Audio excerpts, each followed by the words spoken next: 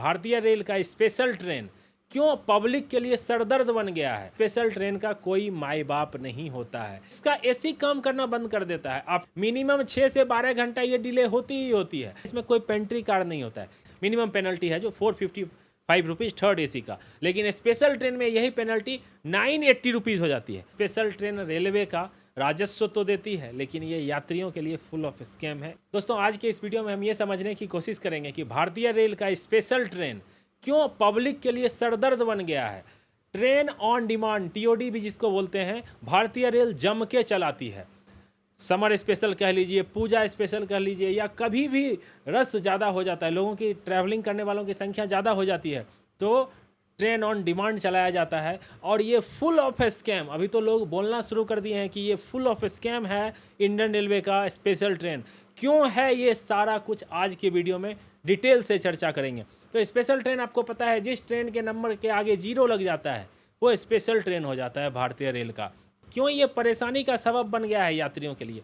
आज के दिन में ना जाने कितनी स्पेशल ट्रेनें चल रही है। स्पेशल ट्रेन का हाल ये है कि अगर आप समय पे घर पहुंच जाइए तो ये आपके लिए बहुत बड़ी उपलब्धि हो जाती है, क्योंकि कोई भी स्पेशल ट्रेन टाइम पे नहीं चलती है, चाहे किसी भी रूट में ले लीजिए, क्योंकि स्पेशल ट्रेन का कोई माई बाप नहीं होता है। इसमें पुराने कोच होते हैं, नए कोच भी होते हैं, लेकिन पुराने कोचेज के साथ भी आईसीएफ वाली, जिसमें डायनमो से जनरेट होता है, गाड़ी चलती है तो एसी चल सकती है। अगर किसी लूप लाइन में 2-3 घंटे तक खड़ी रह गई, आगे इसके बारे में भी बताऊंगा क्या हुआ था एक यात्री के साथ, तो इसका एसी काम करना बंद कर देता है। आपको पता है, ट्रेन जो प्रायोरिटी वाली ट्रेन होती है, जो रेगुलर ट्रेन है, उनको स्पेशल ट्रेन को साइडलाइन करके उनको पास कराया जाता है, ताकि उनका जो है टाइम टेबल मिस ना हो। इनका तो लेट तो चल ही रहा है, इसको और लेट होने दो।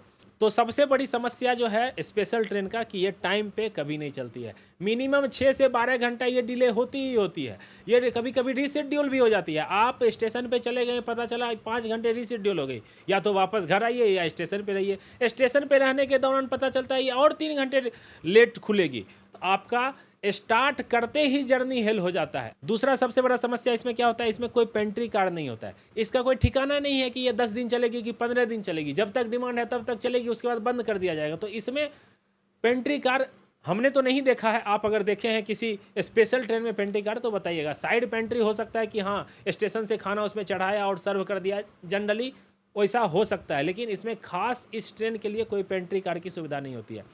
दूसरा, इसमें कोच जो होता है, जो मैंने आपको पहले बताया, पुराने कोचेज होते हैं आईसीएफ वाले, मोस्टली स्पेशल ट्रेन में, क्योंकि इसका कोई प्रेफरेंस नहीं है। लेकिन मैंने एलएचपी वाली भी स्पेशल ट्रेन देखी है। साफ सफाई का कोई इसमें इंतजाम नहीं रहता है। इसमें आप कंप्लेन कीजिए तो हो सकता है अगले स्टेशन पे आए, नहीं भी आए तो इस साफ सफाई तो भूल जाइए। इसके किराए के बारे में अगर बात करूँ, चूँकि ये स्पेशल ट्रेन है तो रेलवे इसमें करीब 20 से 25% एक्स्ट्रा किराया लेती है। एक एग्जांपल के जरिए अगर मैं आपको बताऊं, तो बेंगलोर से अगर दानापुर हम जाते हैं स्लीपर कोच में, सुपर फास्ट ट्रेन में, तो उसका किराया 995 होता है। अगर आप स्पेशल ट्रेन में जाएंगे तो उसका किराया 1170 रुपये होते हैं, जो कि लगभग 20% ज़्यादा है।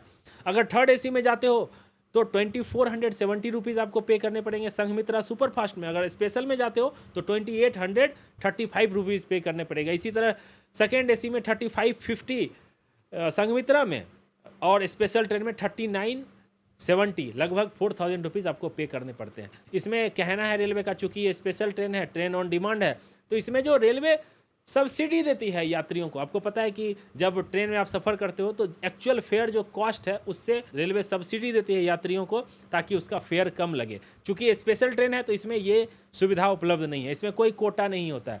और सबसे बड़ी चीज़ क्या होती है, इसमें अगर आप बिना टिकट जाते हैं, पकड़े जाते हैं, थर्ड एसी में आप सुने होंगे 455 रुपीज़ पेनल्टी लगती है, मिनिमम पेनल्टी है जो 455 रुपीज़ थर्ड एसी का। लेकिन स्पेशल ट्रेन में यही पेनल्टी 980 रुपीज़ हो जाती है। एक यात्री जिनका टिकट था खांडवा से लखनऊ तक का पुष्पक एक्सप्रेस में, चूँकि उनका वेटिंग टिकट था तो ऑटोमेटिक कैंसिल हो गया था, तो एक ट्रेन थी 01415 जो पुणे से लखनऊ तक जाती है, उसमें इन्होंने टीटी से बात किया कि मुझे लखनऊ तक जाना है, चूँकि ये स्पेशल ट्रेन है, लेके चलो। तो टीटी ने बोला मैं सीट तो नहीं दे पाऊंगा, लेकिन पेनल्टी लगा के तुमको लेके जाऊंगा। आपको पता है उन्होंने पेनल्टी कितना पे किया? 3 एडल्ट और एक बच्चे का इन्होंने पेनल्टी पे किया, इंक्लूडिंग फेयर 15,300 रुपये पे किया, जिसमें पेनल्टी अमाउंट इनको थर्ड एसी का 1760 रुपये था और सेकेंड एसी का करीब 2700 रुपये इन्होंने 2 लोगों का पेनल्टी भरा। उसके अलावा फेयर आप देखोगे, मैं यहाँ पे एक स्क्रीनशॉट लगा रहा हूँ, ये देखिए इन्होंने कंप्लेन भी किया था कि इतना फेयर हमसे क्यों लिया गया। पेनल्टी 1350 रुपीज़ है सेकेंड एसी का और थर्ड एसी का 980 रुपीज़ है और इनसे पेनल्टी तो उतना लिया गया, लेकिन अब टिकट का कॉस्ट अगर आप कंपेयर करेंगे normal super fast express train में तो काफ़ी ज़्यादा है। तो इन सारी रीजन से मैं कहना चाहूँगा लोग अभी स्पेशल ट्रेन में जाना पसंद नहीं करते हैं। उस ट्रेन में गए और आपको भरोसा ही नहीं कि आप पहुंचोगे कब, तो इसी स्पेशल ट्रेन में जाने का क्या फ़ायदा। जब 60 डेज़ का विंडो है नॉर्मल ट्रेन में टिकट ओपनिंग होने का, ओपनिंग के दिन जिस दिन टिकट ओपन हुआ है 10 से 15 मिनट में टिकट सारी बुक हो जाती है, वेटिंग में चली जाती है, स्लीपर में रिग्रेट हो जाता है। आदमी करे तो क्या, इसमें जो दलाल होते हैं जो ब्लैक में टिकट बेचते हैं उनका भी कब्जा है। रेलवे ये सोच के 60 दिन की थी कि भाई चलो इससे निजात मिलेगी काला बाजारी से, लेकिन ये तो और बढ़ गया है। इसमें भोली भाली जनता बेवकूफ़ बन रही है और परेशान हो रही है। कोई उपाय नहीं है तो स्पेशल ट्रेन में जा रही है। अब इसका उपाय क्या है भाई, रेलवे करे तो करे क्या, स्पेशल ट्रेन तो चल रही है, कम से कम घर तो पहुंच रहे हो। इसका उपाय कुछ हमारी तरफ से भी सजेशन हो सकता है, आप लोग भी सजेस्ट कर सकते हो कमेंट में। देखिए सबसे पहले अगर आप स्पेशल ट्रेन चला रहे हो तो उसको भी थोड़ा प्रायोरिटी दीजिए। भाई स्पेशल ट्रेन है ही नहीं कि उसको लेके गए 3 घंटा खड़े कर दिए, 4 घंटा खड़े कर दिए, उसका एसी नहीं चल रहा है। जो पैसेंजर ने 15,300 पेनल्टी पे किया था उसने बोला लूप में खड़ी कर दी, 3 घंटे तक ICF कोच थी, एसी काम करना बंद कर दिया। हम लोग सारे पैसेंजर निहाल थे, ना उसमें आपको कोई TDR भर सकते हो, ना आपको कोई उसमें रिफंड मिलेगा, कुछ भी नहीं हो सकता। लोगों के कमेंट आप पर हो गए तो उनका कहना है कि मैं ना जाना पसंद करूंगा लेकिन स्पेशल ट्रेन में नहीं जाऊंगा। Special train is full of scam. लोग तरह तरह के कमेंट कर रहे हैं। इस कमेंट को आप पढ़ो, इससे आपको अंदाज़ा लग जाएगा कि लोग क्या सोचते हैं। लोग बोल रहे हैं जो ज़्यादा ट्रेनें चला दो, ज़्यादा ट्रेन चलाने के लिए हमारे पास उतना ट्रैक भी नहीं है।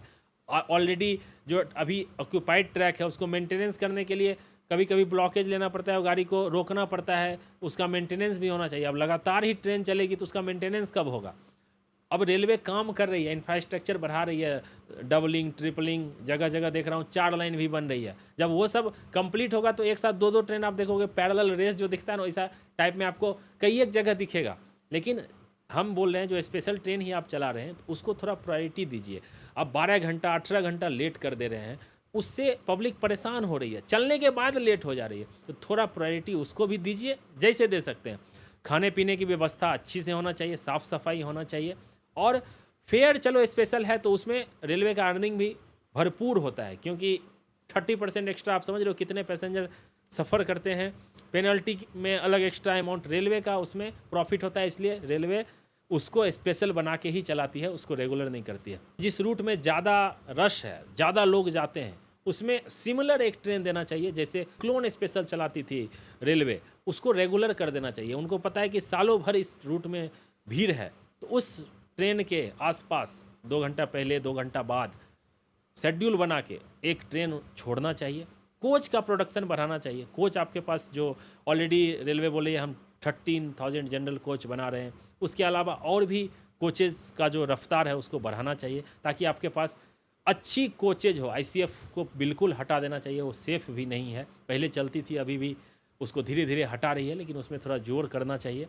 और लोगों को सुविधा हो सके जितना देना चाहिए उसको अगर टाइम पे पहुंचा दीजिए तो सब कुछ माफ़ है। तो हमारे ख्याल से स्पेशल ट्रेन रेलवे का राजस्व तो देती है, लेकिन ये यात्रियों के लिए फुल ऑफ स्कैम है इन सारी रीजनों से। आप क्या सोचते हो? आप कभी स्पेशल ट्रेन में सफ़र किए हैं? सफ़र किए हो तो आपका अनुभव कैसा रहा? ज़रा कमेंट करके हमको बताइए इस वीडियो में। आई होप ये वीडियो आपको पसंद आया होगा। पसंद आया हो तो ज़रूर लाइक करना। चैनल पे आ गए हो तो कर लो सब्सक्राइब। मिलते हैं जल्द ही अगली वीडियो में, तब तक अपना ख्याल रखिए, अपने परिवार का ख्याल रखिए। Bye bye, take care.